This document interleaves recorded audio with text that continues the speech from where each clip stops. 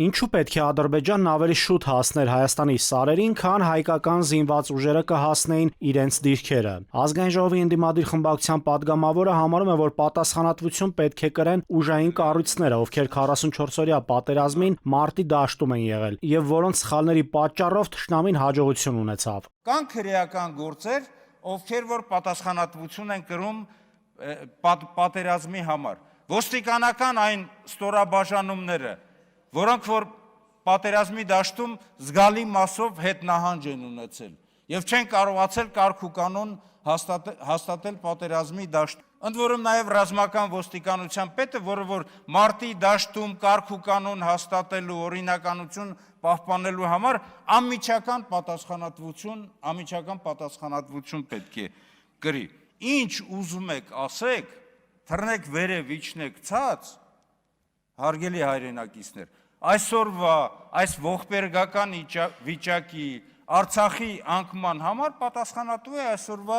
իշխանությունը։ ՔՊԱ-ականներն էլ մեղավորության սլաքներն ուղեցին ընդդիմության կողմը, հայտնելով, թե օրինակ արցախցիները լքեցին իրենց հայրենիքը, քանի որ ըստ Ռուբեն Ռուբինյանի ստորագրվեց Արցախի լուծարման փաստաթուղթը։ Ղարաբաղը հայկական էր մինչև 2023 թվականի սեպտեմբերը, երբ որ դուք իշխանությունը վերցրեցիք Ղարաբաղում, ձեր դրածոյին դրեցիք ընդ նախագահ,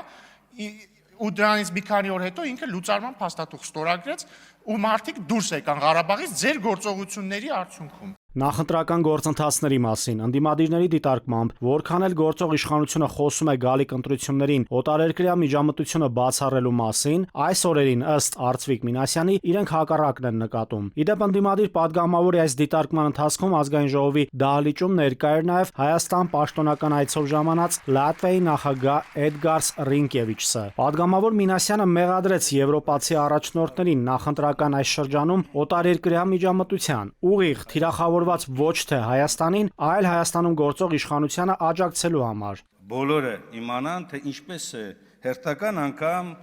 իշխող քաղաքացիական պայմանագիրը Նիկոլ Փաշինյանի գլխավորությամբ օգտագործում օտարերկրյա ուժերը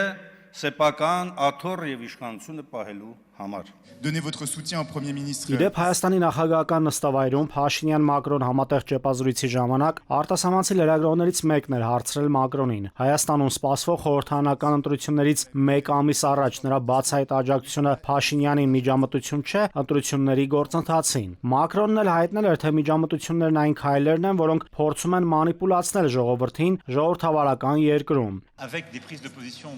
Պետք է հասկանալ, թե որոնք են միջամտությունները, այն քայլերը, որոնք փորձում են մանիպուլացնել ժողովրդին ժողովրդավարական երկրում։ Մակրոնն այստեղ ասաց, թե ինքն անում է այն, ինչ արել է Մոլդովայի նախագահ Մայա Սանդուին աջակցելով։ Հավելեց նաև, թե իր արածը բաց դեմքով միջամտություն է։ Մինչդեռ կան այլ միջամտություններ օտարերկրյա գործակալների միջոցով, որոնք ըստ Ֆրանսիայի նախագահի փորձում են կեղծել ժողովրդավարությունը։